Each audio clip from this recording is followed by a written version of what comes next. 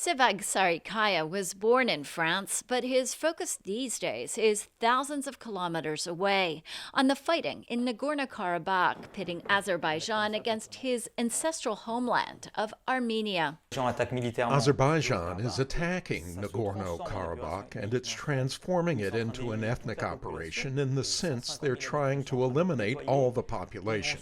And we know they're not going to stop there. Sarikaya offers an interpretation of the conflict that others dispute. Nagorno-Karabakh is internationally recognized as part of Azerbaijan, although it is controlled by ethnic Armenian forces. As a member of the Organization for Security and Cooperation in Europe's so-called Minsk group, France has worked with the United States and Russia for years to mediate a durable peace. These days, that seems more elusive than ever. A humanitarian ceasefire between Armenia and Azerbaijan appeared to quickly unravel. There are also concerns the fighting, which has so far killed hundreds, may become a regional war. French President Emmanuel Macron recently criticized Turkey for its warlike rhetoric backing Azerbaijan. He said Syrian jihadi fighters had passed through Turkey to join the fighting in Nagorno-Karabakh, a claim Ankara denies. Je ne vais pas vous dire aujourd'hui que c'est une ligne rouge. I won't say it's a red line because it's already been crossed. It is unacceptable.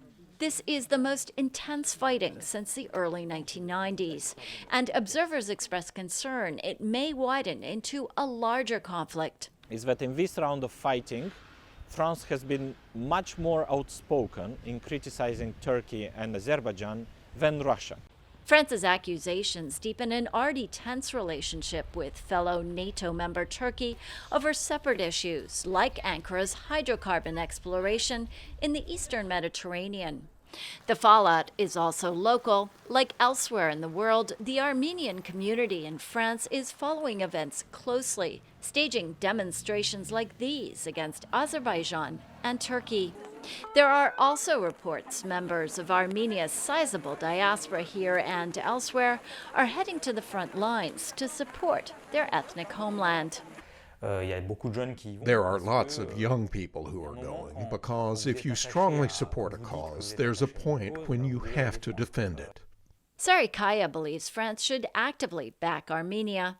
He's not the only one. A recent petition signed by dozens of French politicians from left to right called for Paris to abandon its Minsk group neutrality and side with Yerevan. For their part, Azerbaijani officials accuse France of no longer being a neutral mediator. Ties between France and Armenia have been close for years, helped partly by influential French Armenians like late singer Charles Aznavour. There's a very present and visible and well-plugged Armenian diaspora in France. For a lot of people, Armenia is not just some random small country on the map. There's a good dose of sympathy, but France is not going to send troops to defend Armenia. Everyone knows that. France was the first major European power to recognize the World War I-era massacre of Armenians by Ottoman rulers as a genocide. Last year, it held the first national day to commemorate those killings, yet another move that has not pleased Turkey.